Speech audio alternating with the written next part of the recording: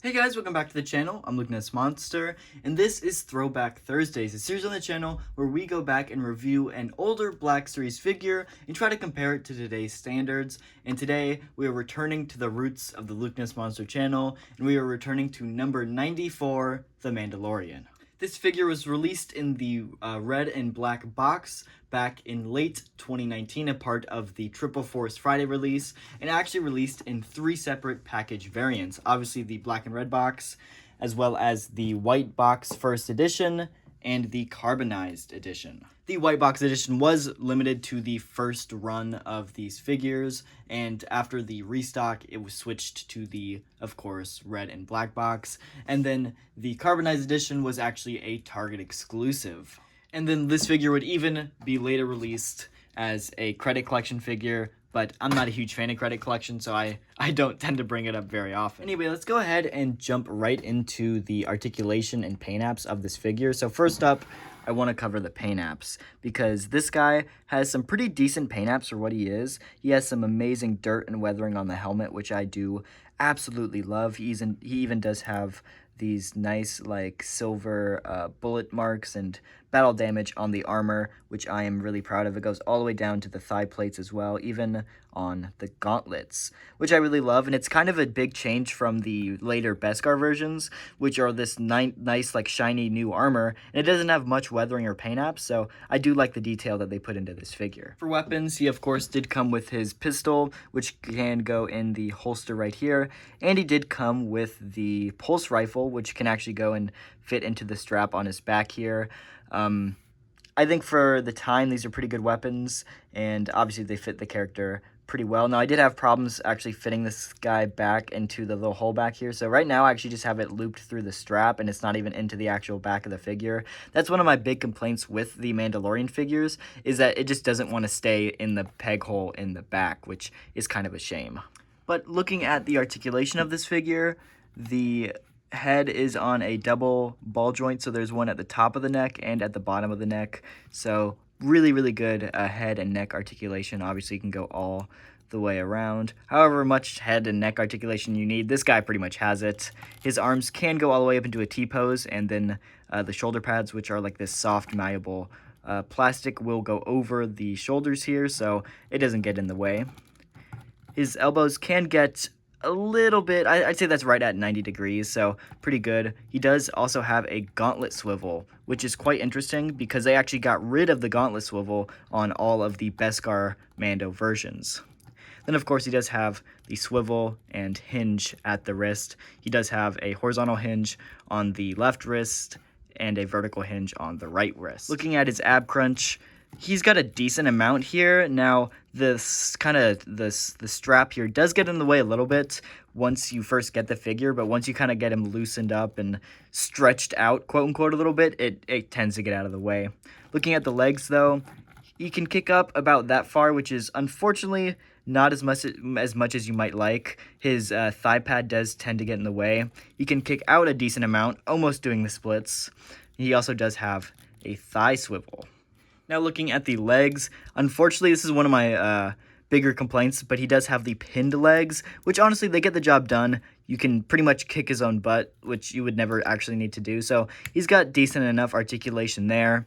Looking at the ankles, he does have hinges as well as rockers, so overall pretty solid articulation, and for like late 2019, he did a pretty good job. So now that we've looked at articulation, I actually want to go into some of the ways you can best improve this figure from other Black Series sets we've gotten in the line. So of course you got to give him his blaster. But one accessory that actually comes with other Black Series sets that goes great with this figure is the tracking fob. The tracking fob was released with the Mando build-up pack as well as the client, and is pretty fitting for this version of the character.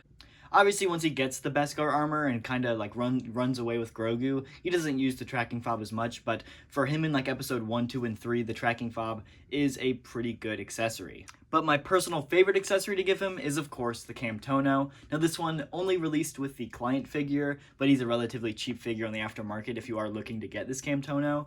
But this one is pretty much the main reason I bought the client figure. It goes great with this version of the character. Now he only has it for a short period of time before he gives it to the armorer and makes his Beskar armor, but it's a cool accessory and I think it looks really great with this figure. But of course, the main accessory to go with Mando is of course Grogu and the pram. So this is one of few options. This one is the, I guess, outfit accurate version that he would have been with, I guess, at the time. So this set actually did come with the Muddy Mando version, and again, it's the accurate pram to what he would have had at the time while he's in this armor, and I think it fits the job pretty well. But I actually like the standard release of Grogu better, which is actually this one right here. I think the colors are a little bit brighter. It kind of floats a little bit better. This one tends to fall off of the floaty stand, and you do have the sitting version of Grogu, which looks a little bit more natural in the pram. Now, regardless, it's your personal preference. This one's a little bit more accurate, but this one I think is just a little bit better figure-wise. So, but of course, like I said, we all know you can't have Mando without Grogu, and I think these are two great accessories that really boost your Mando figure. But one of my personal favorite versions of Grogu is actually this version where he's holding the bowl. Now, the bowl actually didn't come with this version of Grogu. It came in a separate set, but it fits so perfectly, and I absolutely love how Grogu is holding the bowl. It's super cute, and it's one of my favorite, I guess, figures of Grogu to pose with Mando. But one of the big questions is, does this figure live up to today's standards? So comparing the first Mando here to the latest release of Mando, as you can see, they are quite different figures. Obviously, this one has the bright, shiny armor compared to the original armor Mando started off with, and that is all pretty accurate, and I gotta say, these are both very accurate to the media that they're from, and so because of that, they both get points there. But I gotta say, articulation-wise, they are practically identical. They are very, very close to the same. The only difference is he has gauntlet swivels, and he does not, so articulation-wise, this version of Mando is actually better. But I will say they did actually refine the helmet sculpt for this newest version, and it is very clean and crisp compared to the older version, which is not the best helmet sculpt. So overall, I think they both get the job done for what they're supposed to be, and honestly, I love both of these figures. Now, I will throw up a photo, but comparing this to the brand new release of Mando, which is supposed to release in early 2024, this new release is 10 times better. Brand new sculpt head to toe.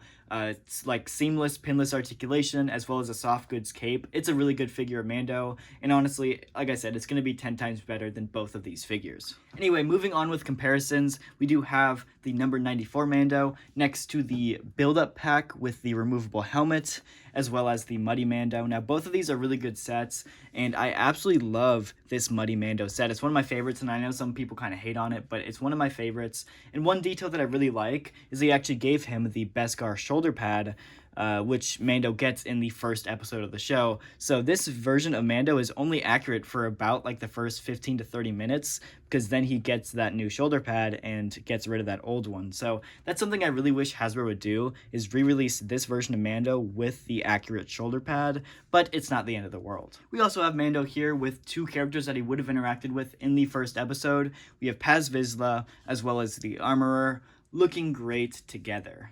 Moving on, we also do have Greef Karga in his Season 1 appearance, as well as the Client. And I gotta say, this Client mold is kind of stupid. I like the idea of the figure, but the only time we ever see this figure, he's sitting down, and then they molded him with this hard plastic cloak, which prevents him from sitting down. So definitely an interesting figure, but overall, they all look great next to Mando here. And continuing with more comparisons, we do have the IG-11 figure, as well as Quill. Both are pretty good figures, but they do need some updates to be the most accurate figures they could be. But overall, they still get their job done and they look good next to Mando. Next up, we do have some villains. We have Moff Gideon on the left, and we have the Imperial Stormtrooper on the right. Mando would have fought both of these guys, and they are looking great next to him. And I gotta be honest, they look great next to him on the shelf as well. I kind of love the contrast between colors. We have the Moff Gideon in his black suit here, Mando in kind of a neutral tannish brown.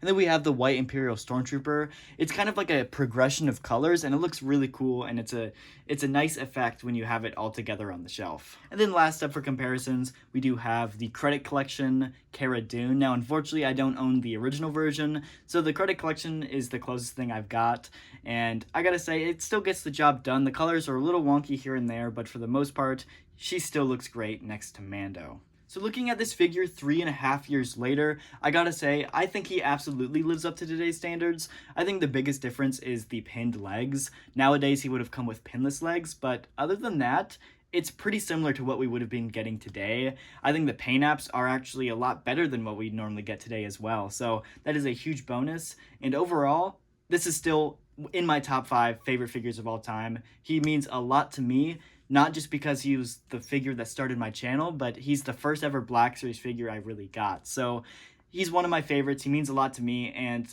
I gotta give him a 5 out of 5. I know in my original video, I probably gave him like a 3.5 to 4, and that's because I didn't have anything to compare him to. But looking back now, he is an easy 5 in my eyes, and again, he means a lot to me. So if you guys did enjoy, hit the like button, subscribe, and if you want to see more Throwback Thursdays, give me some video ideas down below on what characters you want to see, and I'll see y'all in the next video.